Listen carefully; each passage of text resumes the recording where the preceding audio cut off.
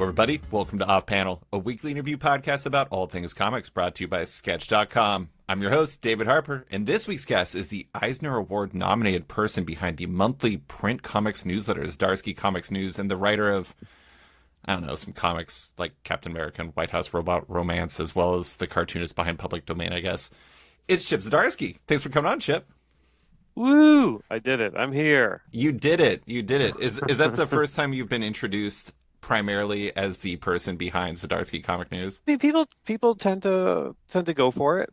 Like it's definitely what I'm known for over the past year or so because there's this weird gap because I stopped doing Batman and then there's just this strange gap where I really didn't have much coming out and now Captain America's coming out and I've really just been producing my free magazine for months for little to no money. So yeah, people are weirdly starting to know me for that. I do think it's really funny. I remember talking to creators who, like, while you were writing Batman, while your issues were still coming out and everything, Hmm. and they were just like, I'm so envious of Chip. And it wasn't Oh because yeah. of Batman. It was because you were doing Zdarsky Comics News. Yeah, and also just, how handsome I am and funny. They did, Obviously, they did that's where mention the that as jealousy well. is the root of it. Yeah. Are you Um, used to jealousy? Is that something you have to deal with on an everyday basis in the oh comics yeah, industry? it's rough. I mean, people are jealous until they meet me, and then they're like, "Oh God, yeah, no, he's clearly making up for some stuff." Um, yeah, it's funny. Yeah, when I launched ZCN News You Can Use, there were a bunch of creators that reached out to me, just like, "Oh man, like I wish this was me doing it." I'm actually surprised there haven't been people to kind of follow up on it and put out their own versions. Yeah. Uh, yeah. I mean, I know why. It's a lot of work. It's a stupid amount of work and money to to just put a pamphlet into a comic shop, half of which don't really want it there. So yeah, it's tricky. I mean, we talked about this when we chatted about ZCN before, but I mean, there's two things to it, right? I mean, a lot of people who grew up loving like Wizard or like Hero Illustrated or whatever, they have this like thing in their heart that just Yeah. loves that sort of thing and miss that sort of thing. But, they don't necessarily have the interest in really doing it. They have the interest in the idea of it, but then also they don't have your skill set. I think that's one of the tricky things is like, how do you recreate that if you're a comic writer, but not a designer, or you're a designer, but you don't really have the writing wherewithal to handle the rest of it. No, that's the thing. Like you actually need staff. I've thought about this before. Even right now, like I'm taking kind of a month off in quotes because Ryan Stegman is taking over an issue. Stegman's health. Yeah, Stegman's Health. Um, and originally my thought was just like, oh, okay, I'll just go and do something else, and then I'll come back a month later and take over. But I'm like, well, no, like Ryan's a talented guy, but also he needs a designer to design it. He still needs someone to handle distribution and printing. So Adam's still involved in that issue, dealing with all the advertising, and he needs an editor. Yeah, so there's still there still needs a support staff to kind of put it out. And yeah, I'm trying to picture if somebody who didn't have any kind of artistic inclination, like how much work it would be. And yeah, it's a lot. I mean, like James Tinian the fourth. Just want to clarify. I'm not talking Hmm. about the third or the second or the first. Um, he's got a full team. Like, he's got the Tiny Onion team, so they put out their Tiny Onion Presents newspaper. But like Courtney Menard is kind of in charge of that, I believe, and obviously Jaslyn and yeah, yeah, he's got an actual team. I don't really have a team. I just kind of like cobble together some people and do the rest myself. But you have a lot of fun, Chip. I do. Though, my wife keeps pointing out, she's like, how much time are you spending on this? And, I'll lay it out for her. She's like, okay, and how much money is it pulling in? And I lay it out for her. She's like, this is for advertising, right? I'm like, yeah, yeah, I need to promote. But, definitely is hitting the point where it's like, I often say it's got to either go bigger or go away. Hmm. Like we're definitely at the point where I either have to ramp it up to a real magazine or cease publication because it is a lot of work. And I do have a day job of Writing writing comic and drawing books. comics. Yeah, yeah. I do want to bring up the topic that's actually came up the most in the build up to this when I was putting this podcast together. Yeah. Chip, how dare you steal my Eisner Award nomination for Best Comics Related Periodical Journalism? I mean, I felt betrayed when I Uh, saw those come out. no, that's fair. I felt betrayed on your behalf. Like it's kind of disgusting, really. Um, Were you eh, surprised? oh no, I was super surprised because I thought, like based on kind of my previous knowledge of how this works, is you have to submit. I didn't submit when I was nominated. Really, because yeah, I guess that's the thing. Like with the comic categories, like writer or artist or new series or whatever, like you have to submit. Like they need to actually get physical copies of the things and show them around, and either your publisher does it for you. They have a certain amount that they can do, and you can do it on your own as an image creator or whatever. So I knew that for years. So when it came time to submit or whatever, I just didn't because I'm like, well, I'm not really a thing. And then when the nomination came out, I'm like, oh, okay, all right, all right, that's weird. Because I mean, yeah, I don't. It's you versus the Beat and ICV2 versus Soul Rad and like an academic journal, which might be the most eclectic that category has ever been, which Yeah, is really saying something. yeah, yeah. It's I mean, I'm losing. I already know that. Like the beat actually has staff, and if any of those staff get like five people to vote, like I'm done. Like I'm one person. I just have to tell you, I strongly disagree. If it was possible to bet on this category, I would bet a lot of money on you winning. I would not do that. That would be a level of gambling obsession, I think, that would be probably like, I don't know, I should probably be institutionalized or something at that point, or my wife should be really worrying about me because I'm obsessed with gambling. But at the same time, I really do think you're going to win. We'll find out. No, I think if it was like if it was open to fans and readers, I would win because it'd be like, oh yeah, I know that guy. He wrote Spider-Man, he wrote Batman and stuff. But because it's an industry thing, I think the industry agrees that this is a fun, dumb thing I'm doing, but it is not deserving of an Eisner Award. And say Heidi and the staff at the Beat do deserve an award for all the work that they do putting that out. So yeah, not to dwell on it too much, but I'm not winning. It's fine. Is this rude Um, to say I did vote for the Beat, but in my I voted heart, for the Beat. there you go. I Like mean, like we both voted for the Beat. yeah, like it just makes sense. But the nomination at least showed me that people want something like this, Yeah.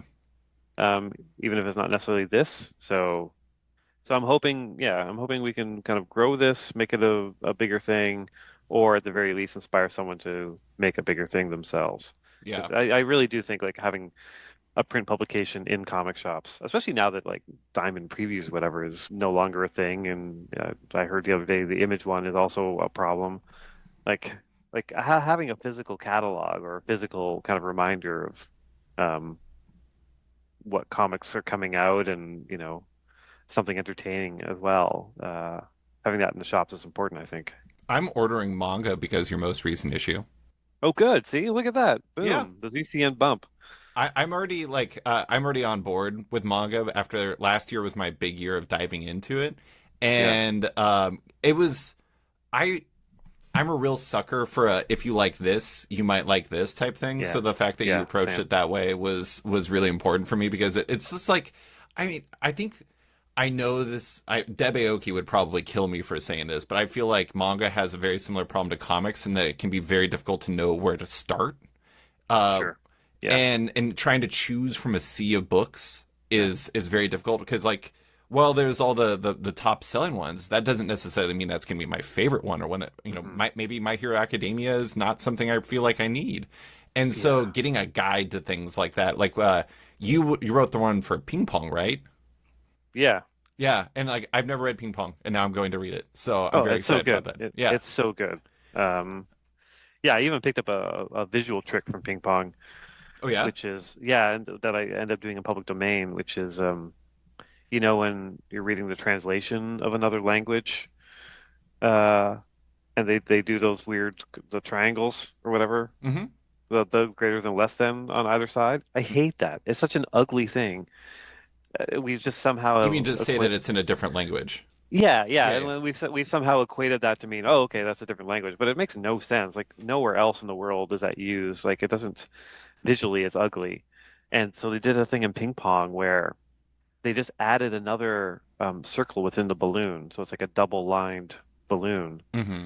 And at first you're like, what is that? And then you're like, Oh, okay. It's a different language. Yeah. Like, and I did it in public domain. One of the characters is talking to her mom, and her mom's speaking back in another language. I just did the double balloons, and it's like you don't need a little thing at the bottom to say translated from, because that's stupid as well. Like people will figure it out, but it's just such a better visual identifier that something is different with the speech.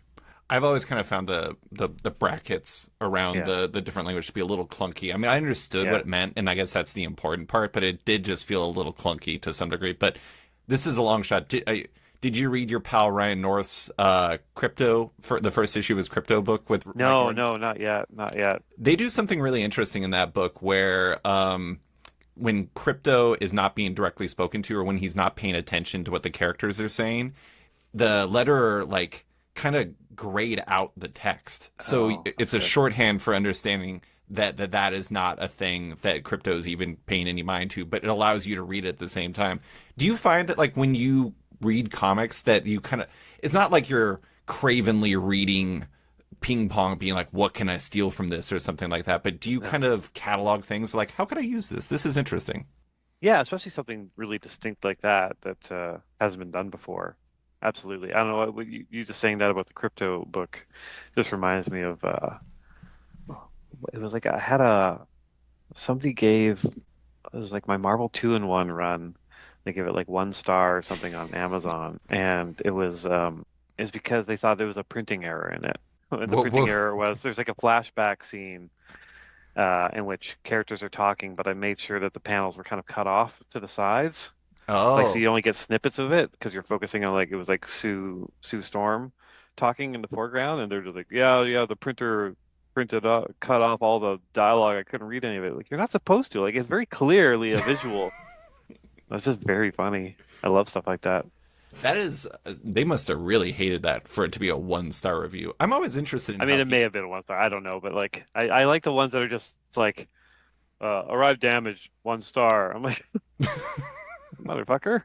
You're bringing down the whole grade for the You're book bringing down the because whole thing because like your postal carrier like damaged it on the way to you.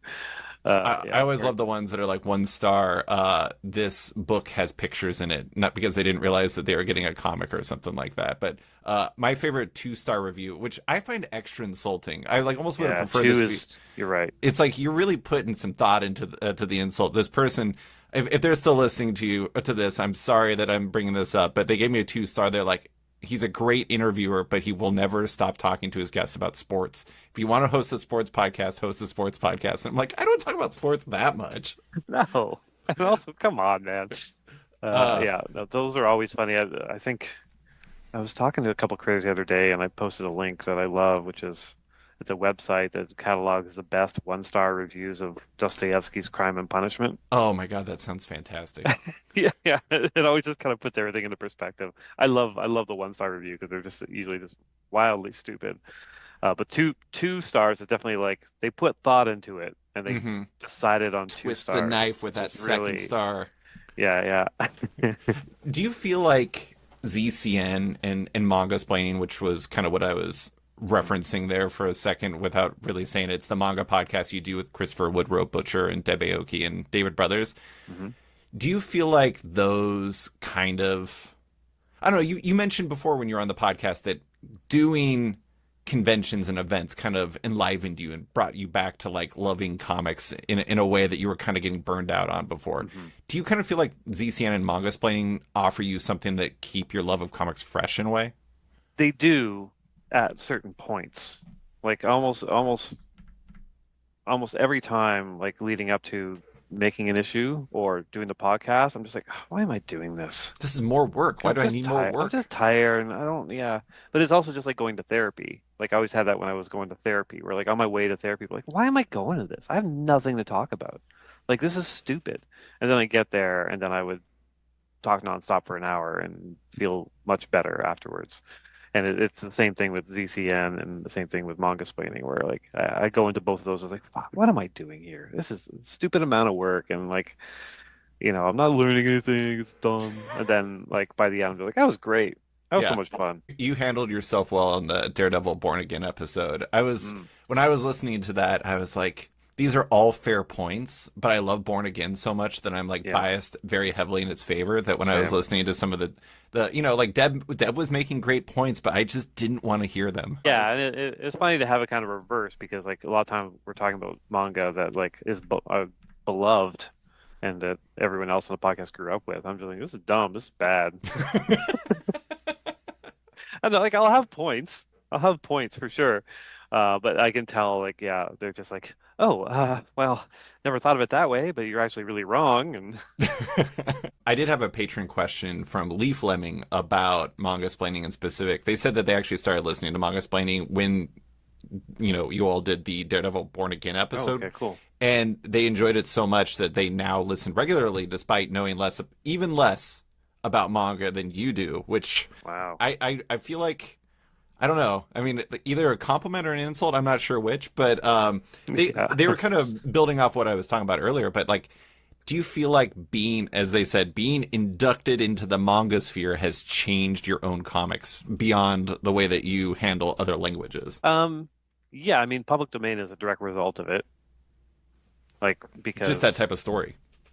yeah, just the fact that so much of manga is at least the stuff that I really enjoy is clearly just a creator being like, oh, I like this topic. I'm going to do a thing on this topic. Hmm. Like, we would talk about ping pong. Like ping pong is a book that just like really wouldn't exist in the North American, English market. Uh, I shouldn't say for sure, but like I read a whole book on rice. I read a whole book on like radio DJs, like there's there's a wider range of topics in manga, whereas in the North American kind of superhero focused market, even if you look at the image catalog, it's usually like, yeah, it's zombies meets Wild West. It's vampires meets superheroes, which I've done. It's always just these weird mashups and weird elevator pitches. Whereas the manga market is like, oh, this is about a salary man. This is about a businessman making deals. Right. Like what? Like, and what else? Like, no, that's it. I that's one of And my yeah, favorite parts about manga, to be honest, is like, have you read Kigo Shinzo's Hirayasumi yet? no, I don't think so. I highly recommend it. It feels like something you would like. But it is basically just about this like 29-year-old guy who inherits a house in Tokyo from this, older woman who passes away because he befriended her and like he was the only person in her life. And it's about hit this 29-year-old guy who just is like the most like tranquil, chill person who is unflappable and happy in life, and no one understands him because like, why is this guy happy? He like works at a fishing pond. This makes no sense. Yeah. Hanging out with his college age cousin who's going to school to learn how to become a manga artist, and like that's the whole concept. It's just Yeah. them hanging out and doing stuff, and like I think it's interesting how not to make this a Western comics versus manga thing, but it's like Western comics always have to be about something. And manga often it just kind of feels like it can be about life in a very real It's funny. way. I feel like there's such a um giant gap because like the manga is either about like just the most banal thing ever, like or just like yeah, very much just a slice of life kind of story, or on the other end, it's just such a ludicrous concept that like it's like that usually spells it out in the title, like, I'm a virgin wizard who can stop time. But when I'm horny, fireworks happen, and I'm in love with my best friend, and that's the title of the Yeah, manga, and it's exactly what it is. my And it's my fun and weird, and my yeah, wife watches anime like crazy, and she watched a series that was like something like I died and was resurrected as a vending machine and live in a dungeon or something like that. yeah. There's a lot of those where I died and I came back in medieval times, and I'm a supervillain. Like it's just yeah. There's so I much of love it. that, but then there's also just like, oh, this is about like a little girl living in a town. And Hmm. that's it. And she gets into some trouble. I, Like, there's nothing else to it. you beat the manga curve to sad people making comics together. Public domain. You beat Taiyo Matsumoto to the spot on Tokyo these days. So good job by you. Yeah, exactly. There's so many comics in manga that are about like the creation of comics too. That it felt like, yeah, I was in good company, kind of attempting that over in the kind of the North American side. Yeah. Do you Yeah, Was White House Robot Romance in any way inspired by it? Because I mean, that is kind of. 100%, Oh, was it? 100%. Yeah. Yeah, yeah, like even the title alone, like when I was kind of It's a trying to figure out great what it should be title. called, it's like very much a manga title Yeah. because it tells you exactly what it is to the point where my wife was like, "Well, just call it that," because I was using it as a temporary title, trying to figure out what the real one was. She's like, "Well, I mean, it does what it says on the tin." Exactly. Um, yeah, 100% because we read so much kind of like yaoi stuff on for the podcast, and I really love romance books, and that's essentially what this is. But also just yeah, with these added kind of tropes and settings and characters that just seem like a fun mix of things. Yeah, yeah, it's very very much a direct result of manga splaining. As soon as I heard the title, I was just like, I'm 100% in. Both because I love the title and how specific it is, but also because it said, like you said, it says what it is on the tin. There's no question as to what this will be about. It's about two robots in the White House who are in a romance, amongst other things. I mean, and weirdly enough too, like the new Captain America, I actually wanted Marvel to change the title to I'm a 120-year-old virgin who woke up in modern day and I have a flag on my chest. I They would didn't have go killed for it. it. They I didn't go for it. There's a lot we could learn from manga, and by we I Yeah. mean Western comics publishers, and that is Yeah. definitely one of them. I mean, that would open Captain America up to a completely different audience. I know. I know. I know. And yeah, he fucks Bucky. Boys love, That boy would really love. manga it up there. There we go, there we go. Well, let me give you the spiel about White House Robot Romance because we're talking about Yeah. it now. It's your upcoming distillery series with artist Rachel Stott, colorist Tamara Bonvillain, and letterer Ariana Marr that launches in September. Here's the solicit. When Chef Nine learns that Service One is scheduled for immediate decommissioning, he makes an unprecedented choice. Abandon his station, break protocol, and flee with Service One into the streets of Washington, D.C. But what starts as a desperate act of defiance quickly spirals into an international crisis. Service One's memory banks hold highly classified state secrets, ones that could tilt the balance of power between America and Canada. As paranoia mounts and the military mobilizes, the runaway robots find themselves hunted by government agents and targeted by corporate spies. How, in terms of strange moments from your career, how far up there was announcing that as whatever the hell was happening between the U.S. and Canada was happening? Yeah. Yeah. I mean, it was weird timing for sure. Great I mean, PR. on top of also being announced as the new Captain America writer, it was like Yeah. everything kind of collided at once. It became a mild news story here in Canada for sure. Um, yeah, yeah, very strange. I don't like it. Um, No. because a similar thing happened with me in Avengers Twilight Yeah. because I was writing about Nazi storming the Capitol and then Nazi stormed the Capitol. I was just like, oh yeah, that's not a good feeling. No. And you write a horrible thing happening, and then the horrible thing happens in real life. Yeah, I'm sure the boys at Distillery were excited, more excited than I was, because like now they got a hook I mean, that's like to sell the it.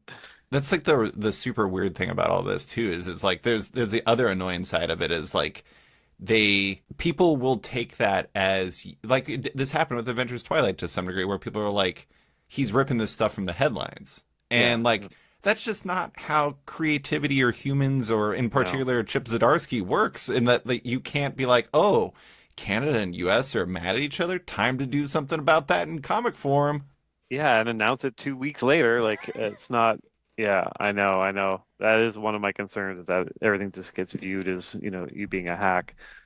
And I mean, that's the case with almost everything that's old too. Like you look back at an old movie or old TV show, Yeah. and things that were fresh and new back then have been redone so many times. It was just like, oh, what a hack! But like, no, no, that was the first person to do it. The only one that was actually hacked was Law and Order because they deliberately would say it was ripped from the headlines before every single Yeah, there episode. you go. There you go. Come That's on, true. Dick Wolf, get it Yeah. together. I don't even know if Dick Wolf is still alive. I'm sorry if I slandered deceased Dick Wolf, but I believe if he died, we would know about it. I feel like that would be like some major event in the yeah, world. that is 'Cause he's true. got to be like a billionaire. I'm looking him up right now. He's 78 years old. You think Dick and Wolf he's is a still going. billionaire? He probably is a billionaire. Law and Well, Orders, I'm gonna they keep have on a typing lot of Dick they have a Wolf net lot of Law and worth. Orders. Um, Oh, he is worth $1.2 billion dollars. Holy shit, man! Law and Like, Order of brings course he is. billions. I don't know how like is John Wells the guy that did ER in the Pit a billionaire? No, because that didn't s- Yeah, spin off in a million ways. that's true. Like That's the true. original Law and Order is still going, isn't it? Like Oh yeah, and there's we could probably like say. three of them at any given moment, and then they have all the syndication and stuff. But so you have we talked about how White House Robot Romance was at least in part inspired by your experiences on Mangasplaining, but Mhm. I think something that a lot of people miss about Public Domain is that Rachel Stott has worked with you on it. Like that is, Yeah, she's been a confederate in that regard. yeah, yeah. This is like our fourth time working together. How did that start with wanting to work with Rachel and figuring out something for the two of you, or did it start with the idea? I may have had the idea first, but kind of very quickly after. I'm like, oh, this is a Rachel thing. Like she'd be perfect for it. Um, Partly because even if you just look at like when she draws fan art, I think it was around the time like Our Flag Means Death was coming out, and she was drawing tons of kind of fan art of pirates making out, and there's clearly like this kind of romance streak in her. Um, and I was like, oh yeah, she'd be good for this. Like robots kissing sounds like a perfect thing for Rachel to draw because she's so good at doing the technical stuff and making characters emote. Like the fact that these robots don't really have faces and you can still feel for them is pretty amazing. Yeah, Yeah, no, she's the best. Like I said, I think it's the fourth time I've worked with her because the um domain. I can't believe I like buried the lead on that. yeah. So we did the domain and then this, but also she did my Spider-Man full circle story Hmm. and that weird round robin exercise, and she also did a sex criminals issue with us, the the sexual Gary one shot. So yeah, I'm a big fan. Yeah, she's great. Also, like one Mhm. of the nicest people. She's just super fun. Yeah, nice in that kind of extremely awkward British way, which I love. It's like, oh, I'm messing her hair up. Oh, geez, shucks, I didn't mean to do this, and blah blah blah. And she's like apologizing. Like, Rachel, just be a human being with me. It's okay. I think that when I saw that you two were doing that, it really stood out as like it was going to be a good pair for that book. But one of the things I think is, And Tamara, not oh to yeah, and derail Tamara you, but Bond villain too. Yeah, Tamara, I've wanted to work with Tamara forever, and um, and it just made so much sense for this book. yeah, Like just that beautiful warm palette. Like it just feels romantic. Like Tamara always kind of goes for like the oranges and the golds mixed with the kind of the greens, and it's just really lovely. And yeah, seeing her with Rachel is a dream. Yeah, really beautiful stuff. both of your projects right now are books that I mean, because you also have Captain America, which is coming out tomorrow as we're recording this, but the week Hmm. before this releases. Um, you've worked with Valerio Schiti before too. Yeah, He worked on Marvel 2-in-1, right? yeah, both him and Frank Martin, who's coloring this, they were the team on Marvel 2-in-1 for a bunch of issues. Mm-hmm. Yeah, yeah, I yeah, that and also amazing. Yeah, I have to say, I mean, Valerio is one of those artists who started good and has now reached levels that are like kind of preposterous. Hmm. I'm just like seeing when he did, God, what was it? He did Sword with Al Ewing, and Hmm. it was just like astonishing stuff that Marte Garcia did when he was coloring it. But like overall, just Valerio was amazing. And then he did Judgment Day with Kieran, I think, Hmm. and he's kind of like Marco in some ways in the sense that somehow every single project he takes on, he seems like he gets better in like the brief moments Yeah, in between issues. yeah, and like I think switching over to Captain America has been really beneficial to him, just in terms of There's not like 40 Marvel. characters. Yeah, Marvel knows he can do it, so they keep putting him on these giant books that have like a cast of 1,000, and those are hard books to draw. Yeah. And I think just the fact that it's like it's Captain America, it's this guy. There'll be new characters to design, but like he can sit with it, I think, a bit longer, and really kind of delve in. And like and I'm always beating the drum about colorists. Like I think where the industry is kind of, I wouldn't say lacking, but like needs a lot more of are really strong colorists with visions, and palettes that they've really thought through. And Frank Martin is obviously kind of way at the top of the list there. Um, yeah, I want to make sure Valeria had somebody that could really kind of bring out his work in a way that wasn't poppy. Yeah. Like a lot of Marvel colorists tend to do, every surface really shiny. But there's a place for that. Like I love a good kind of cosmic book with that, or maybe a brighter kind of Spider-Man book. But the story we're telling, I'm just like, oh no, I need someone that has a good grounded palette, something interesting. And Frank Martin obviously is the guy. The work on Venom with Stegman, like really elevated Stegman's art, and obviously over on Absolute Batman with Dragotta, like the color is half the visual of that book. Like it's really, really beautiful. If you take that away, I don't think people realize exactly how much color affects a book. They kind of read it and like, oh yeah, that was cool. I'm like, but why was it cool? Like, I had Heather Antos on the podcast last nice. episode, and we talked about how I mentioned the fact that there are two roles that I actually think are more predictive of books that I'm alike than anything else. Editors and colorists. Yeah, And I think for colorists, part of that is because, if you're like Matt Wilson, you can only do like 6 projects. I think yeah. his max previously was 6. I don't know where he's at these days. So he's selective about it, and he's only going to do projects he wants to do. But on top of that, he's also going to typically work with like artists he consistently works with. Like he did White Trees and Yeah, Whisper Queen with Chris Anka it's Chris. Yeah, and you, of course. But and I think the thing that people forget about, like when you think about like Frank Martin, you think about what he did on like East of West with Dragata. yeah, That book was so mood oriented. And like yes. so much of the mood was sold by those colors. And I think that people forget like how much like somebody like Tamra or somebody like Mhm. Frank can affect Rachel and Valerio's art and like Oh make yeah, you feel things without you even realizing why you're feeling like that. yeah. There's a part of me that thinks it's insane that an artist doesn't color their own work. Like it just seems like such a part of the visual, and it can ruin their work that it's weird to me that they go to somebody else. So if you are going to go to somebody else, it has to be somebody that really kind of enhances and brings out your work, And gets you. um, and gets you. And like Frank also, this is maybe the first time in my career where I started a project with a colorist, and the colorist wrote to me individually to find out about the story and where the story was going, so they could plan their palette for it. Like, is it going dark? If it's going darker, I want to be able to start with these colors and kind of move to this. If it's going lighter, I kind of want to be able to like start here and then and gradually introduce these elements. Like there's a lot of thought that goes into the color on this book, which Good thing you is had a yeah, lot of scripts already. yeah, it's true.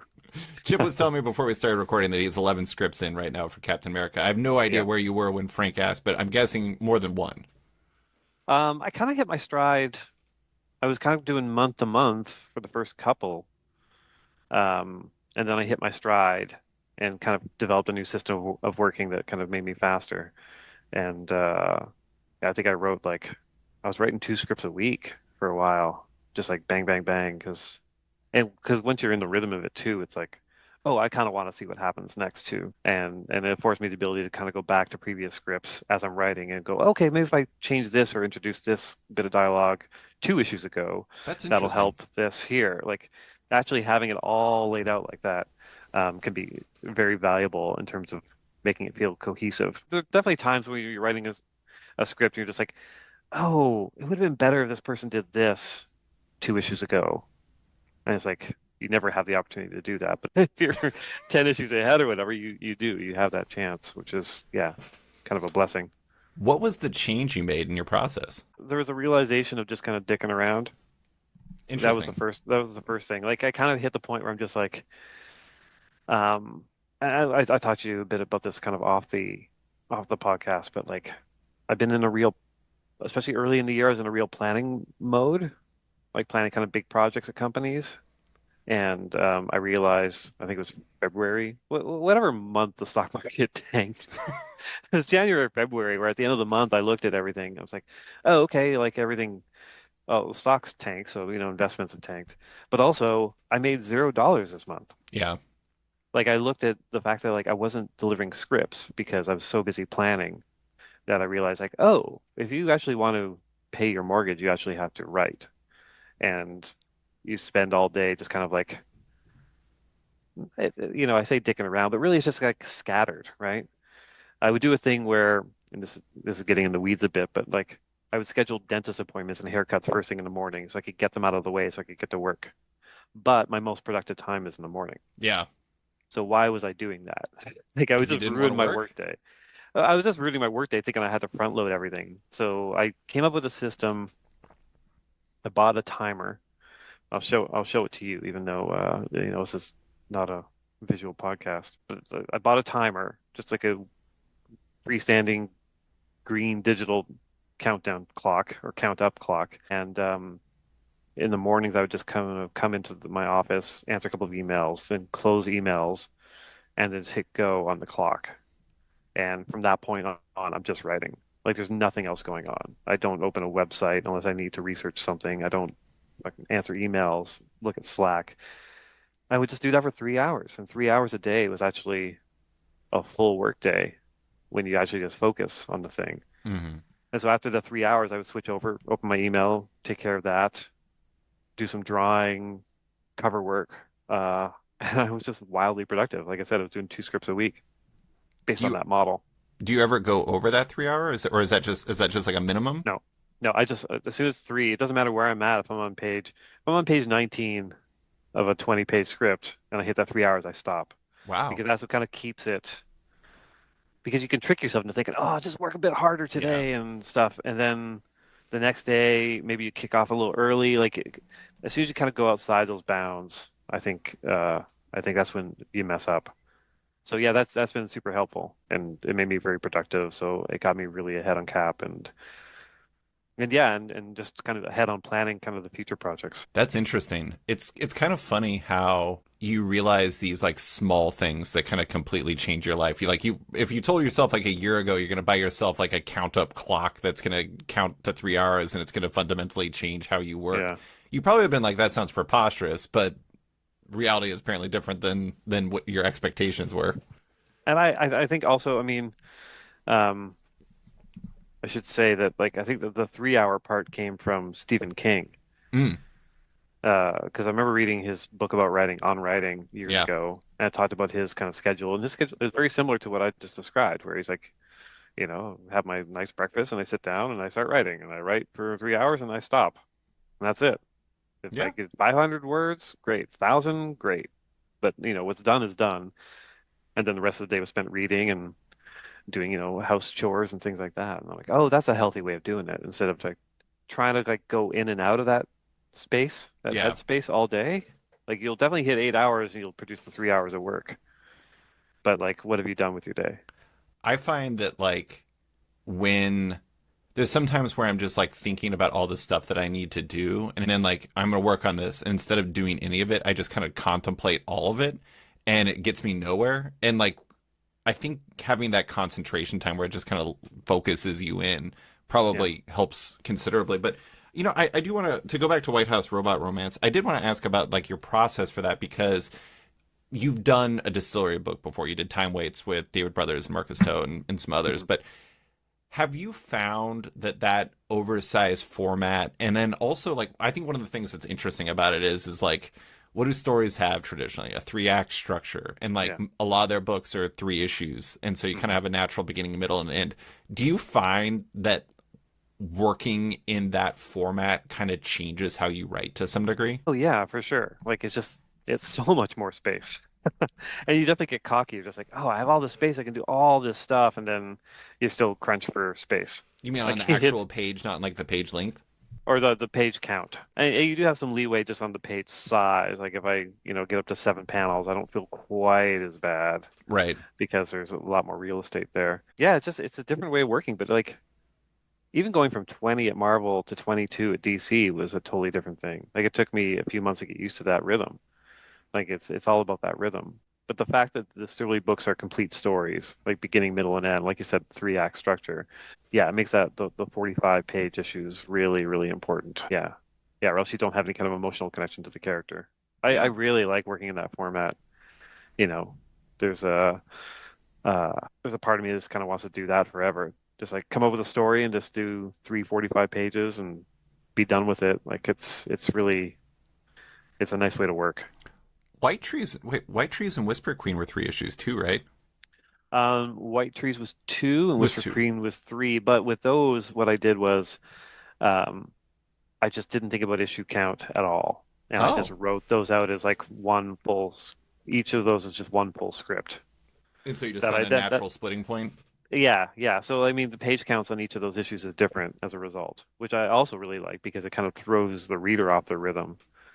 Because I find readers really kind of, Yeah, especially with the Marvel DC books, it's like you know at what point in an issue this is going to happen and that's going to happen. There's going to be a fight and then there's going to be a cliffhanger.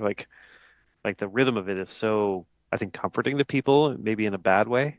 yeah. That if you do anything kind of different in a Marvel or DC book in terms of structure, people are just kind of thrown off by it. Yeah, yeah, it's very strange. But I think that you can use that as a tool. I mean, I think that's part of the reason why, like when they were doing, when like the House of X and Powers of 10 was coming together, and Jonathan Hickman was working with Tom Muller and everybody else to do like the data pages in there. Hmm. That wasn't the first time those things ever existed. He did those in his other books. I mean, Keith Giffen used them in like the Legion stuff back in the day and everything. But Yeah. at the same time, it was such a kind of new thing that I think like almost one of the greatest strengths that those had was those were breaking up our natural rhythms and being able to like deliver a bunch of information in a different way. Yeah. And also in like you can there's a density of information you can do there.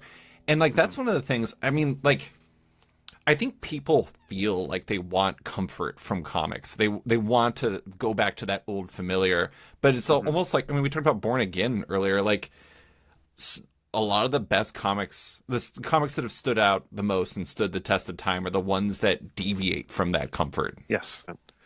Yeah. Yeah. And people need to be taking more risks, but it's hard. It's hard within that page count. And it's hard within that structure of sometimes even like you end up like having a conversation with an editor like, yeah, I think this arc is going to be 6 issues instead of five. And they're like, oh, huh, oh, okay, how do we do that? How do we like, it kind of throws everyone for a loop.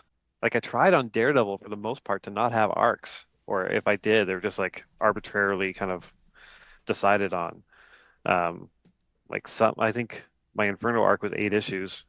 Hmm. It doesn't help the collections department very much when you do stuff like that, but also well, that's the length of this storyline. Like, I don't know what to tell them. Like, oh, this is a 2 issue arc. Like, like, um, that those rhythms can be death, and you have to really consciously kind of break out of them Do and you find new ways to do things. so you have White House Romance, you have Captain America, you were talking about Daredevil, you're talking about like we're talking about Whisper Queen, we're talking about Hmm. White Trees and everything else. So you have all these different projects, all have like different expectations for how long the issue is going to be. I mean, like you mentioned with DC versus Marvel, it's 22 pages versus Hmm. 20. It doesn't sound like much, but you have to completely change like the pacing of the story there Yeah, because of that. like going from Marvel to DC, um, it took me a couple of months to get used to the fact that I had that extra space. Yeah. Like my planning was so used to Marvel that I would definitely plan it out. It would be 20 pages. And then I'd be like, oh, where can I expand now? Like I have this extra couple of pages. Like, should the fight scene be bigger? Do I have another emotional beat between, father and son or whatever? And then I got used to it really quickly. But going back to Marvel, that was harder Yeah. because I got used to more space. And so all of a sudden you have to be really good at condensing. And I actually hit the point where like I could condense it down to 15 pages. Um, and then I have 5 pages extra to play with as I'm writing. So Mm. my outline will have it broken down to 15 pages to get all the beats I need. And as I write, I'm like, okay, this scene actually needs a bit more, and I'll add one of my extra pages here and there. Sometimes the reverse happens where I'll do the outline. I'll be like, okay, I'm at 24 pages. Now I've got to figure as I'm writing Pare it down. how to pare it down, how to speed up a scene, how to enter a scene later, things like that. And yeah, and it's like, it's a dreaded kind of countdown clock, whereas you're getting closer to the end of the script, you're like, oh, damn, I'm 2 pages over. Like you always hope it works out. Yeah, it's weird. It's a weird thing to work in because I mean, I guess the closest thing is television because or like network television because like those episodes all have to be like, whatever, 22 minutes. Right. And so you actually have to get it like right on time. Movies, you have extra breathing space. Like it'll be like get it under 3 hours, like that'll be their big thing for the most part. And a novel you go as long as you want, but yeah, and same with music. But comics and TV, those are the ones where you actually have to kind of hit a quote unquote page count. What about for like public domain? Because like you do like some of those page, I think some of those Oh issues. yeah, those ones I just let go. You even use the Like inside front cover for stories sometimes, right? Or every yeah, time. yeah. If it comes down to like, oh, we have to go up a page, we have to go up 8 pages just for the printing process. If I don't use the inside front cover, or I can get it down to 24 pages for printing. If I do, then it ends up being that. Yeah, those vary wildly just because that's ultimately in my control. Some are 20, some are 32, some are 19. Like, I've snuck in issues that are less than a marvel because that was the story. It's like, okay, I could add an extra page, but why? Like, Yeah. because I'm giving value in the next issue when I'm up to like 27 pages or whatever for the same price. Um, yeah. Yeah, I mean but that's a very rare case because I also wouldn't ask an artist to do extra work on a book that's bringing a set amount of money. Right. Because that would happen to us on Sex Criminals, but it was enough of a hit I didn't mind. Like there were definitely issues where Matt was just like, "Hey, this is a 26-page issue," and I'd be like, "Okay, well that's another week of work for me for the same amount of money, but it's good money, so it doesn't really matter. And this is the story we're telling, so I'm willing to kind of suck that up." So on public domain, obviously, I'm the artist, so I can do that. Yeah. You're just subjecting yourself to your own type of torture. Yeah, exactly. I remember talking to Ed Brubaker about Friday, where he was talking about how I think he turned in like a script to Marcos Martin, that was like 13 pages or something like that. Yeah. Because he was just like, we can do whatever we want. Like, it's Hmm. it's our own thing. Let's just do like a 13-page issue. And Marco's like, you can't do that. Like you have to like deliver like some level of expectation, or like fit the expectation of the reader to some degree, because they're gonna go in thinking that this will be a like typical comic book. And it is interesting how Huh. much like the expectation of like the reader factors into like the thinking of so many different levels. And I'm not saying that you're like anybody's like crippled by this or something like that, but you were Yeah. talking about how like we know the rhythms and we know the expected links and we know like how things typically are. And it's fascinating that that stuff kind of contributes to the mindset of the creator as they're working on it. But I mean, I guess you kind of have to, right? Yeah, because it's a limited space. Yeah. These rhythms are kind of baked into it. I mean, there's another kind of rhythm of there has to be a fight every issue, which is a crazy idea. Right. Like I get that it's superheroes and stuff, but like, I can have an issue that's all fight and people are like, "Oh, that's cool," but then I have an issue with no fight. They're like, "Well, where's the action?" I'm like you read these every month. Like, Spider-Man's gonna win that fight or he's gonna shoot his webs or whatever. Like, uh, how is that not predictable? Hmm. Like, wouldn't you rather have a character moment that maybe surprises you versus like the Rhino punch Spider-Man through a wall? Like yeah, I mean, it's a balancing act. You need to have some sort of action at some point within your story, but the fact that it has to happen in every issue is can be a little restrictive. You mentioned something when you did a live stream with Near Mint Condition that I thought was super interesting, where you talked about how on Captain America, because that book takes place in the past, at least in part, Hmm. where it's like the first story after he's out of after Cap is out of the ice and everything, and dealing Hmm. with this whole new world and everything. That one of Marvel's kind of policies is that you have to like delineate location changes and time changes. Yeah.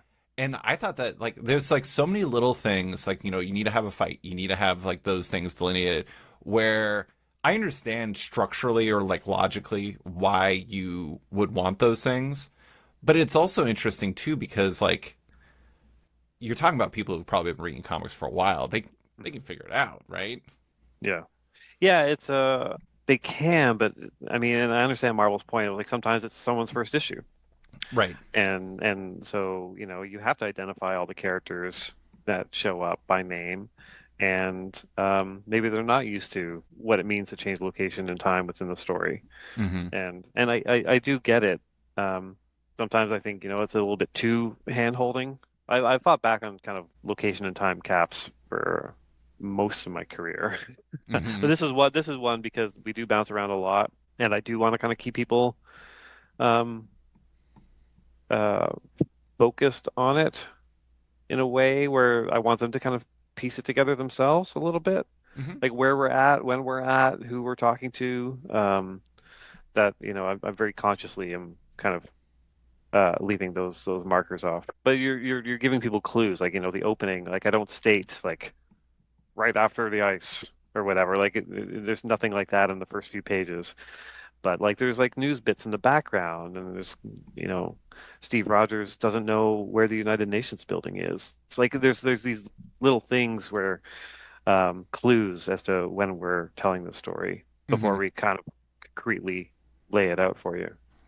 So when you got the cat, I don't know if you pitched or you were pitched or how it came together exactly, but like how do you go about figuring out what your version of Captain America is? Because I don't know if you know this, but somewhat famously, there's not been a whole lot of non-Americans who have written that. I think somebody did a pie chart for that recently. Yes. I mean, what is your process for figuring something like that out once you actually get the job? Oh man, I wish I had an easy answer for that. Like it's a lot of walking around and thinking. Um, No clock involved. no clock involved on that part. The yeah, you kind of know pretty quickly just kind of what the theme is going to be. America. Um, well, yeah, it's America, but also like kind of being a Cap reader, there's a lot of stories just about America itself and Cap in America, kind of His struggling with what the evolving American relationship dream with it. is, and yeah, especially in Ta-Nehisi's run. And so myself, I was like, I think because I'm not American, I thought, oh, it'd be good to turn this around and talk about kind of how the world views America and how America views the world instead of having an internal thing, having to be an external thing. Um, and as soon as I did that, I was just like, well, uh, Cap's already been around the world enough, so he already kind of knows that. But what if I'm talking about the period where he didn't know? And I was just thinking about this today, where because of the Marvel sliding timeline, which we love to talk about, Love it. everything slides, but there's certain things that are fixed, and one is obviously World War II. And so when Cap originally came out of the ice in Avengers 4 in 1963, that was 18 years had passed, which is heartbreaking still to miss 18 years of life. Hmm. But a bunch of the people you knew are still alive. You get to see America just kind of post the war. Um, the tragedy of Bucky is a bit harder because he should have been alive. He should have had like a family and kids working at an auto plant or whatever he did after the war. But doing it now with the timeline, if Cap woke up, 10 years ago, that's like what, 70 years? Yeah. Like it's a long time. Which kind of adds a bit more of a sci-fi element to Captain America and how he sees the world and the world he's kind of thrown in.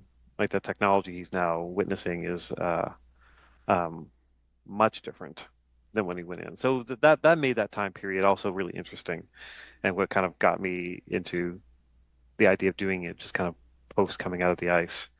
Once I kind of had that, then I just started to read a lot of nonfiction books about America post World War II and the various kind of wars and skirmishes they've gotten into over the years, and a little bit of kind of the history of America, and then that just kind of informed what the story was going to be, kind of going forward. I love fish out of water stories. And Yeah, so the more time you add to that with the sliding scale, the sliding timeline and everything, I figured like the more it probably enhances that because the world is just so much more different than it was before. yes, exactly. I'm sure you've probably seen it. Captain America, the Winter Soldier. I love the scene where he's talking to Sam Wilson, and Sam Wilson's just like talking about like what he thinks of like modern society. And he's just like the food's better. Like we used to boil everything, and it is Yeah, funny to think about things like that with like the sliding timeline where he's like going from a time where I don't know. Like there's certain things that were like everyday things that are gone, and there's like concepts that were only like the peak of science fiction that are just everyday yeah, realities then. yeah. It's like even just colors, like like colors and clothing, Right. and just in the world, and the invention of neon, and like the the advances of plastics. Like it's just there's so much. Um, I think I have a bit in like issue 2 where they're talking about like satellite imagery, and he's like satellites.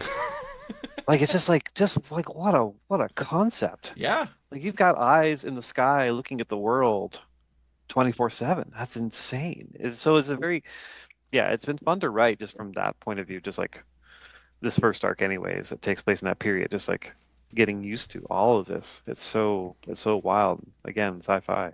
When you were on the podcast last time, you talked about how you'd been rereading Grunwald's run. Yeah, yeah. Was that for this, or was that for Twilight, or I just don't for even fun? Actually, I think you said it I, was research. So it was research. Maybe it was for this. It must have been because I did reread it, but I'm trying to think. I keep thinking it was for something else, um, but it must have been for this. Why else would I do that? But yeah, a lot of it still holds up really well. this is going to surprise you, but I really love Capwolf. Capwolf maybe doesn't hold up as well. Whoa! How I mean, dare you? I definitely like in my kind of my youthful comic reading, I definitely noped out around the Capwolf time. Yeah, I found it hard to read it after Kieran Dwyer left, frankly. Like I loved that guy's art so much. Um, and then once that storyline of, Captain America No More and John Walker stuff kind of wrapped up and he was just Cap again, I'm just like, oh, okay, this is like, this kind of adventure of the week stuff again. yeah. Less about the kind of the ethical conundrums. And what does it mean to be Captain America? Which is what obviously really drew me to it. Like it just felt like such a big thing. It was like, oh my God, he's not Captain America? Like that's crazy.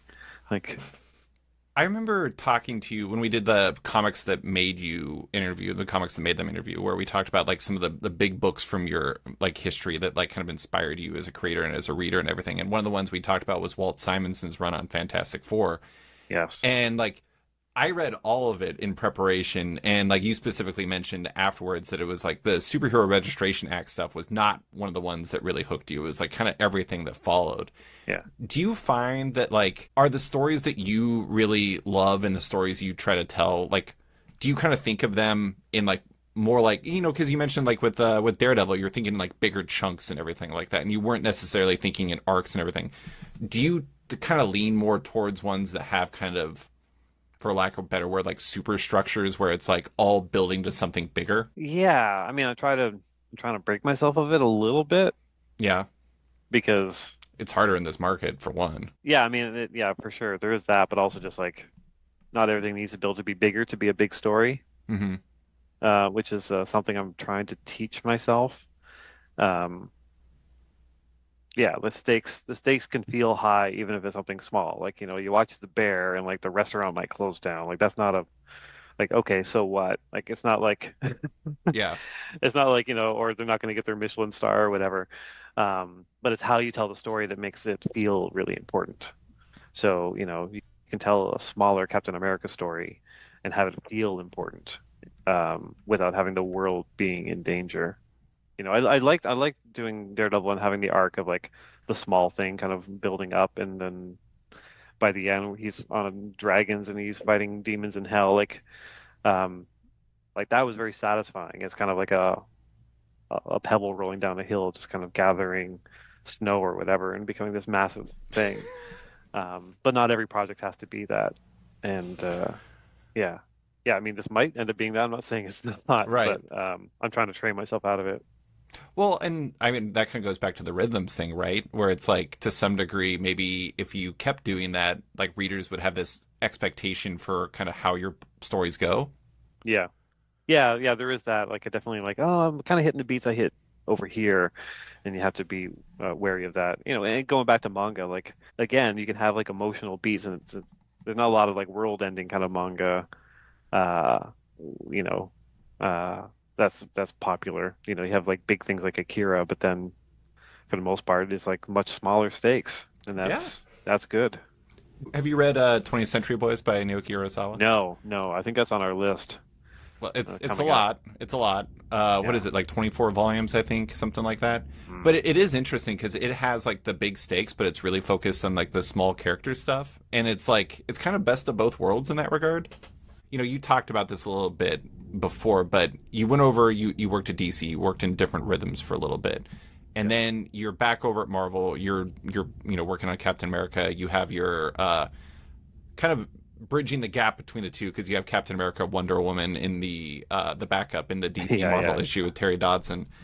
I do think it's interesting that that's kind of happening where I don't want to say you like fully left because Avengers Twilight was happening while you were doing and Daredevil was happening while you're working on Batman. So it was happening simultaneously, but you're kind of like feeling like you're like more fully committed to Marvel after like actually it seems like basically like almost exactly 10 years of time at Marvel. You had your original Sin story in 2014, but really like you kind of Oh, fully Jesus. committed in 2015. Yeah. Sorry to age you, but when you first started, when you're working on Howard the Duck, it was like the Axel Alonso and Joe Quesada era. And now Yeah. it's like CB Cebulski's editor-in-chief, a lot of figures are involved that were involved before, but there's also like Kevin Feige and stuff like that.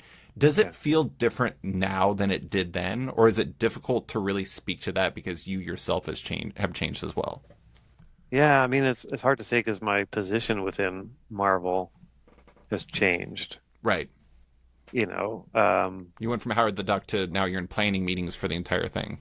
yeah, yeah, and like within a couple of years, I was kind of doing some planning stuff, but I was still just kind of the young guy in the room, and I wasn't in the other rooms where the actual decisions were being made.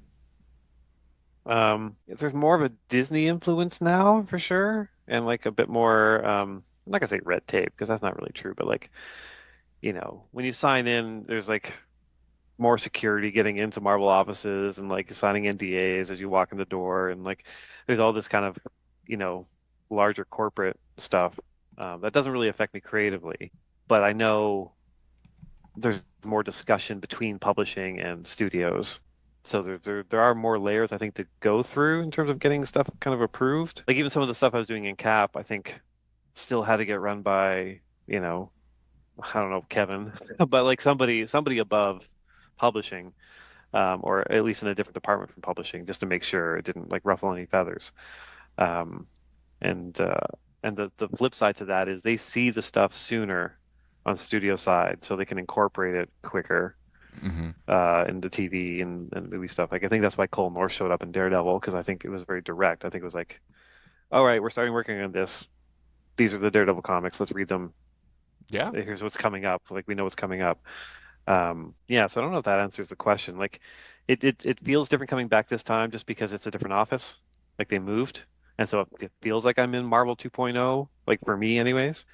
Um, and there's some, old horses still in the room, like Hickman. Right. Old Horace But Hickman. yeah, but I do feel like I'm a bit of the older guy in the room now, Hmm.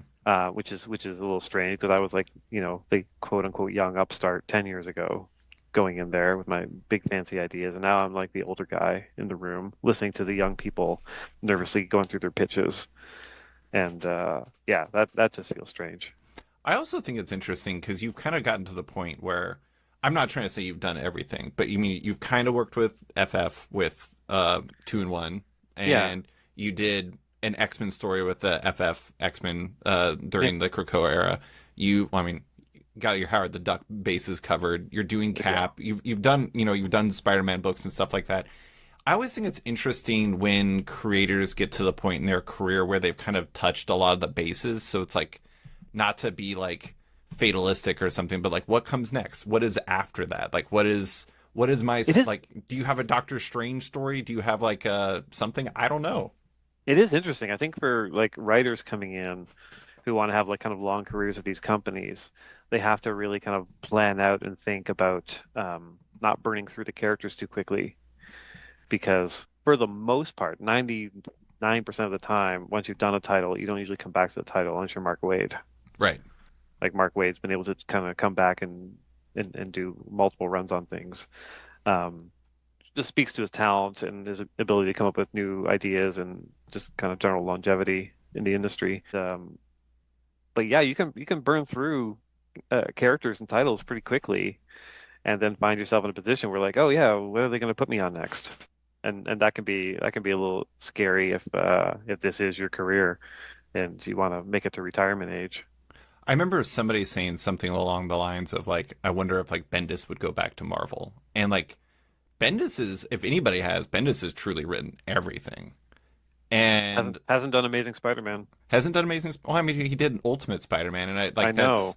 a lot of that's a lot of It's a lot of Spider-Man, Spider-Man, but it's also just like a different flavor. it's different enough that I could see him coming back and doing it. But yeah, I don't want to give Bendis ideas for work, um, but yeah, yeah, that is true. It's like Bendis comes back and like, what's his big idea? Yeah. Like, it's I think he'd have trouble answering that because you go through and I hate played with the toys in the toy box, but he did played with them all and smashed them together and did all sorts of fun things. And like, I don't know if he has like other ideas in the back of his head about what Spider-Man would do next. Um, yeah, that's the hard part too, because like there are creative industries where like if you have two or three good ideas in your career for proper stories, like okay, that's pretty good. In comics, you have to have them like every month.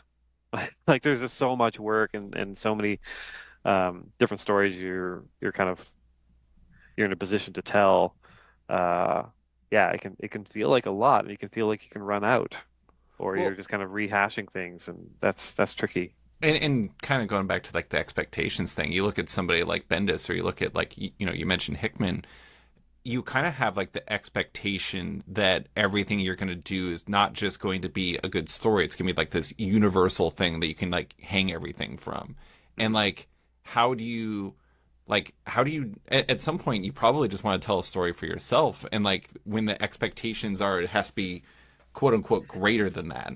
Yeah, I mean Hickman's a very specific case. I mean, I listened to your conversation with him, and like he talked about his role in Marvel is like to create a big thing that other creators can hang their hats on. Right. Like that is a very specific job he's got. Um, and he's probably being paid very well for that. Like he's essentially an employee of Marvel, and I think he's the only one that really kind of fits that bill. The rest of us are just kind of scrambling around trying to Right. figure out what to do and like not necessarily create a thing that everyone can hang their hat on, um, but there's just not a lot of there's not a lot of positions within the Marvel universe for that. Like he's doing that with the Imperial and like the cosmic stuff, which needs that. Um, he did with kind of cosmology and gods and magic, I guess, and obviously the X-Men stuff. But yeah, and he already did his kind of big Marvel Universe story. Like I don't think he'd ever go back and be like, oh, here's Secret Wars 2. Yeah. Like, it's not his style, and it's not what Marvel would ask of him. So, in a weird way, he's running out of places to kind of create a system that people can hang their hats on because yeah, everything else is kind of its own thing. I love how we as outsiders are always just like coming up with the solutions for people. And like, like I was saying with Bendis, or like I see all the time people are like, Hickman's just got to go to DC. That's just like the way it is. But I'm like, what if he doesn't want that? What if Bendis doesn't want Yeah, to come back to Marvel? What if they just want to be themselves? I'm like, what if Bendis just wants to do powers? And that's fine. That's great. yeah, and it's nice for them to kind of hit a point financially where they can make those decisions Yeah. and say yes or no. Um, like that's in a lot of ways that's the dream. And like I feel like I've kind of had kind of ups and downs with that kind of idea.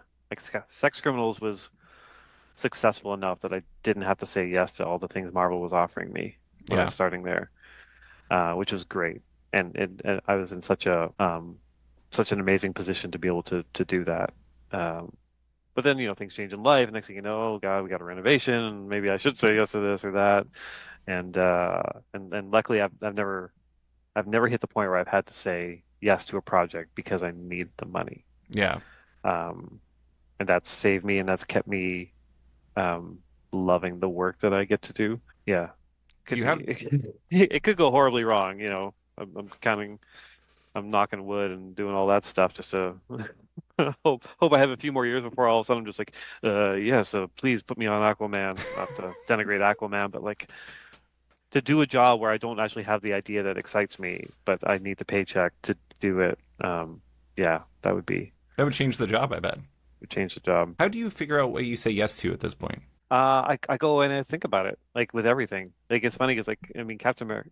I mentioned before to you on this fine podcast the fact that I was asked years ago by CB what are my top three books that I'd want to do, and Daredevil was one of them. Captain America was another one. Stiltman's the third. Uh, Stiltman's obviously the third. Yeah. I won't say the third in case it happens or never happens.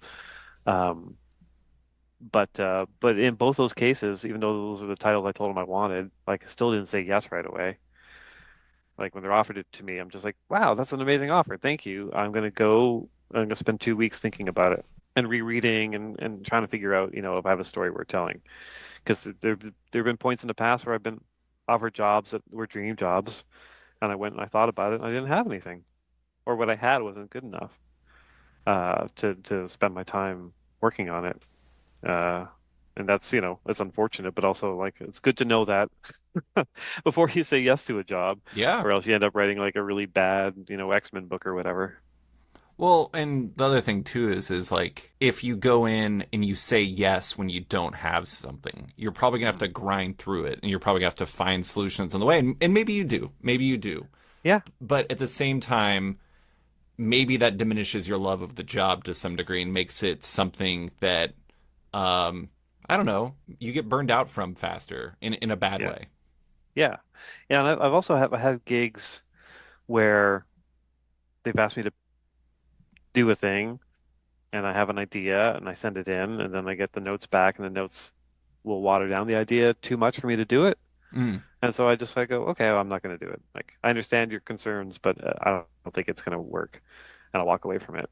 Um, and sometimes I'll come back because I'll have another idea, but like most of the times I don't. Most of the times I'm just like, okay, I'm good with notes, but if the notes are the kind of notes that are making it worse instead of better, then I'll walk away because it doesn't help me and it doesn't help the reader. It doesn't help the final product to put out a book that's just like half measures. I love that. I mean, you came on the podcast before and you said something along the lines of like, uh, there's no such thing as like a Chip Zdarsky book because there's like Newburn and there's Jughead and there's Howard the Duck and then there's also Sex Criminals and there's all these different flavors. There's Yeah. no like one through line, but I don't know. I mean, it is interesting how they're all very reflective of like the things that you interest you in the moment and the things that you respond to in the moment and just kind Yeah. of like the perfect alchemy of what works for you. And also, I kind of realized after that conversation that it's up to somebody else to decide what a Chip Zdarsky book is, Yeah. because I can't see it. Like that's the other thing. I'm blinded to it. Like I've probably got a bunch of ticks and I've got a bunch of like character things that I do repeatedly that it takes a reader to actually be like, oh yeah, this is a Chip Zdarsky book because the character blah blah blah. And I'm like, oh, I didn't see that. I didn't notice that. Yeah. Yeah. So Well, I it's mean, it's like when I had your pal Matt Fraction on the podcast mm. a little while back, and I brought up this Reddit thread that was like, "What happened to Matt Fraction?" Yeah, I and heard that. Yeah. it's such a fascinating thing because like he was still doing comics, great comics. He was Mhm. doing Jimmy Olsen, he was doing Adventure Man, he was doing like an array Yeah. of other things. They just weren't Batman or And it fantastic. was But yeah. I mean, he So was still making comics. But I do think it's fascinating that sometimes that our perception can be like very shaped by. I mean, of course, it's gonna be the case. It's gonna be shaped by the things we're interested in. If you're interested in superhero comics and they're doing not superhero comics, yeah. they kind of disappear for you. One of the fascinating things about Matt's quote unquote disappearance from comics is there at least once a show when I'm signing Sex Criminals, people think Matt Fraction is the artist. Interesting. Because if they only know me for my writing, and all of a sudden there's another book Oh, called Sex Criminals and my name's on it, like why would they think that I'm the artist on that, not the writer? that If they is don't know who Matt interesting. Fraction is and they know me as a writer, like that is going to be their default on Sex Criminals, I mean, there's probably a which is lot of people who don't cool. even know you as an artist. Yeah, yeah, for sure. Yeah, th those people don't, and like there are tons of people that don't. Um, so that's fascinating, and that definitely shifted over the past, 3 or 4 years with Matt kind of focusing on the TV stuff and just doing kind of Adventure Man and Jimmy Olsen.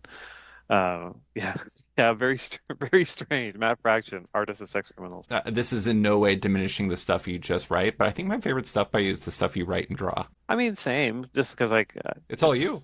it's all me and I have more control over it. It feels like a novel. Yeah, 100%, 100%. Like there are other artists who are much better than I am, obviously, that work on the books that I write. But there's something about the purity of just like doing everything on a book that is still my kind of top goal in life to kind of keep doing that. Shouts to Peter Parker's Spectacular Spider-Man 310. I love it. 310. Woo! 310, the best, the best. All right. Just a couple more questions. One thing I wanted to bring Yeah. up was White House Robot Romance is really fascinating to me because it was announced and it was supposed to come out in June, and then Mhm. distributor madness happened, and now it's launching Yes. in September. I'm sure you really can't talk about specifics because Chip of the Mosher variety would probably murder both of us if you talked about it in specific. But I mean, also, I probably don't know.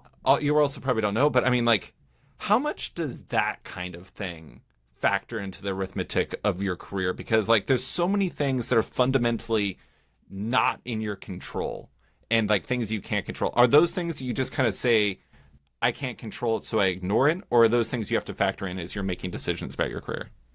Um, I think it's mostly just like I can't control it. So like, they obviously let me know that all this was happening, and like obviously read the news. And Right. Diamond also owed me like 4 grand, so I understood the position that Hmm. everyone was in. Um, yeah, it's just kind of unfortunate. It's just like, oh yeah, you kind of wanted out earlier, um, because that would be nice, but now it's not coming out earlier, and it's coming out in September. I'm like, okay, well, I'll just change that on my calendar, knowing it's coming out in September. If it was the only thing I'm working on, it would be upsetting. I Right. think that's also the big thing, and the fact that I have so many kind of projects on the go. Somebody, the woman whose studio I'm using, um, she was remarking on how busy my week is this week because I'm not doing as much stuff kind of around the community as I normally do. I was like, oh yeah, I'm doing a lot of interviews and stuff. This is like a launch week for a book. She's like, oh my God, a launch week. We should celebrate like a party or something. I'm just like, what? No, I do one of these every like 2 months, or it feels like anyways. Like Yeah. Yeah. to kind of like talk that idea down. But it's true, especially in my kind of my busier periods. Um, we'll put out a lot of books. So when something gets kicked down the road or gets delayed or even sometimes doesn't turn out the way I want it to, it's like, oh, okay, there's other things. That's fine. It's Yeah. very similar feeling to working at the newspaper.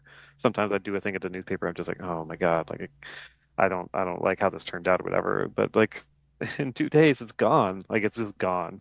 And Yeah. you got so much more to do that and you're trying to do it all to the best of your ability. So yeah, there's always another project. But I can't imagine like working on a novel and it's like the only thing I do, or a movie. Like what was that? Like there have been a couple movies, like that Batgirl movie or that Warner Brothers animation one. Yeah. But The they finish these things and they're not coming out. That sucks because they yeah. spent so much time on it. Whereas like if I found out tomorrow that Captain America wasn't coming out, like just wasn't coming out, I'd be like, that sucks. But I've got other things going on, so I'll pick myself up a lot quicker than if I was doing a movie. I do think the other side of that that's interesting to me is the fact that like I imagine when like maybe like Sex Criminals or Howard the Duck was first coming out because those were like first for your career in some Mhm. ways. Those felt really special. But now it's like launch day is like old hat to you. It's not a party thing anymore. It's just like this is a thing that happens. It's not a party. I mean, it's still cool. Like I'm exceedingly proud of this first issue of Captain America. Like it's definitely my favorite thing I've written. Just Yeah, written. like I think my favorite thing I've written. I Oh mean, wow. time will tell. Looking back, sometimes you just feel that way in the moment. But I think it really holds up. I think Valerio and Frank kill it. I think it's a really solid first issue. But yeah, also I've done this a lot, and my comic rack is full of comics that I've made, and I no longer even want the comps. It's too much. Like I remember, oh my God, the first time I opened up a box and it was like Sex Criminals issue 1, I cried. Like I literally just started crying. Like this was just a huge deal for me. My first Marvel stuff, especially, you get the box of variants, and like DC sends you everything, so you get like 10 copies of every variant. It's like just that first issue of Batman I did, like I had like hundreds of comics Yeah. sent to me from DC. And all that stuff's really cool, but now I'm at a point where I'm just like, no, it's just the work. Like I enjoy the work. I enjoy, getting it done. I enjoy doing it to the best of my ability. I love seeing the art as it comes in, but I don't even need to see the physical anymore. Like all my comps go to my local comic shop, The Beguiling, and they keep it all except for one copy of each thing, and then I get a copy. Do they sell it? I mean, they probably aren't supposed to, but yeah. Yeah. I love that you did Comic Comps Con, which was Yeah, an event in Toronto featuring a bunch of creators where you all tried your best to get rid of your comps. yeah. I I've only It was had so much fun. I've only had one experience with comps. I did the essays in like the Image First Neo Noir issue for Ed Brubaker and Sean Phillips, and I got like 50 copies, and I still don't know what to do. I don't know 50 people who want to copy. No offense to myself and No, Ed no, and again, Sean. it's very exciting when it first happens, but then you're like, what do I do with all this? Like for Comic Comps Con, I went there with 14 short boxes of books, Damn, and I went home with four. great. It was absolutely the best show I've ever had in terms of like moving product and even making money. Like I was just like, even at that discounted rates. The problem is I can only do it once, really. Like that was a whole career worth I was getting rid of, and I don't really accept comps anymore, so I don't have anything to sell or to give away, which is unfortunate. But it was great. Like I keep telling all my creator friends to just do it one of these in their own city because we all had such a great time doing it. It's such Like, an yeah, easy and smart idea for like solving that problem, but also it's like I don't know, like we talked about it the last couple podcasts about like how important it is for you to have that engagement, and like this is such a it seems like such a pure event. it was so old school. It was Yeah, so old school. Like I was just kind of overcome that like everyone came out on this like freezing winter day for this dumb event. And yeah, just people rifling through boxes looking for deals and looking for fun stories. Like I gave a kid like I treated it like an old school comic convention. I may have mentioned this last time, but I wore like my Flash shirt and I had my Fantastic Four cast and crew hat that I got from the set visit. mm-hmm. And there was a kid that came in with his dad, and the kid was dressed as Galactus, and it was like one of the cutest things I've ever seen. And I gave the kid my Fantastic Four hat, and I told him, it was from the set, and like only cast and crew have this, and like that kid's gonna remember that forever. Like it's just such a cool Comic Con feeling being in that room, and just like we all just love this kind of thing, and yeah, it makes me want to, if my aspirations are to like start having comic conventions where it's just comics, Mm-hmm. which is just so rare. And not just comics, but like all comics. Like so it's not like, a mainstream show or like a super indie show or a manga anime show. It's like, no, this is all comics. There's no celebrities, there's no dealer tables, there's no like, people selling Joker t-shirts. Like it's just comic Loving the creators event. and their comics. Yeah. Because it's so much fun and yeah, I think we need more of that as kind of comic conventions kind of morph into this weird thing that looks at comics as like a tertiary part of it. Uh, yeah. This is not me downplaying Emerald City Comic Con, the current state. I haven't actually been there in the last few years, but I remember when I first started going to cons, that was like the first one I was doing as an adult. And like that was Mhm. when you and Matt, I almost said you and Chip, the artist of of the book, Yeah, yeah. when you and Matt were doing Sex Criminals Yeah. and like Kieran and Jamie and everybody was doing Wicked Divine and Kelly Sue Yeah. and Val were doing Bitch It was a Planet and everything, wild time. and it was like it was interesting because like you would go into they had like the artist alley set up in these like pods, and there were all these like pods of just like I don't know, different types of creators, but they were all representing like you could go here and it was like Jim Rugg and like Brandon Graham and like somebody Yeah. else, and then you go over here and it's Kurt Busiek and Len Wein and it's somebody Yeah, else, yeah. and it was like it was I don't know, it was like touring this wide world of comics, and it just felt special. I loved it so No, it's much. awesome. It's awesome. Yeah. Yeah. And it's definitely getting less and less as the years go on. And I kind of want, it's the old man in me, but yeah, I kind of want to create like an old school Comic Con. But yeah, we'll see. I I just need bel time. I I need believe in time you. and money. Uh, Thanks. Last question for you. I was Yeah, yeah. listening to that chat with Near Mint Condition, and something came Hmm. up that I thought was just fantastic. Your wife apparently has described you as a micro celebrity, and Hmm. Yeah. you brought up the fact that fans have bought desserts for you in the past. Yeah, I desserts and drinks. Like yeah, it happens. I need to know more about that in specific. The desserts and drinks. Are you just like are they blind ordering desserts? Are you just receiving slices of pie with a waiter saying to you like with the compliments of the gentleman who loves Howard the Duck? Like what is happening here? Because I love it. Yeah, it's not customers. It's not like yeah, it's not like but send a drink over to that table. It's nothing like that. But it's wait staff and like bus boys and chefs and stuff. So like if I'm out in a restaurant and like someone clocks who I am, Yeah. I'll get a drink or appetizer or dessert. Like it is a perfect level of celebrity. Yeah. It's perfect. It's perfect. Dessert I gift mean, I'm not saying it celebrity. happens all the time, but like it for sure pops up a bunch. And I think I mentioned on that podcast, there's like a corner bakery that I went Yeah. into. Yeah, yeah. And shout out to Albert. Yeah, this young guy behind the counter blocked me through my mask because I was wearing a mask, and I was like freaked out. There was Chip Zdarsky, and like that was delightful. And it was in front of my wife, which always feels good. So she knows like I have a real job and a real career with fans. And, I brought him some signed books next time I went in, but like I was complaining on the other podcast, like now I have to tip like 25% every time I go in there Yeah. because I can't have him thinking, oh, Chip Zdarsky's only a 15% guy. Once you're clocked, you're done. I mean, I love the fact that that kind of like taps into the same energy in a way of Comic Comps Con, where it's like there's like this awesome purity of like this guy who was selling you like a baked good or whatever. You go in and you buy something from him, and then you like bring him those comics, and like I mean, in a weird way, it's like good for you because you're just getting rid of stuff that you want to get rid of. That's true. Yeah. But it probably like he's probably still telling friends about that to this day. Yeah, I mean, it's cool to have the ability to make people happy Yeah, with just small things. And I think, people who are not micro celebrities, who are actual celebrities, get to do that on a regular basis. And most of them hate it, and some of them really dig it. Like I'm a big Conan O'Brien fan, and I love listening to his podcast where he talks about stories about fan encounters, and he's always up for it. Like he just wants to give people a special moment, and it's so easy to do that. So if you can do that, like why not?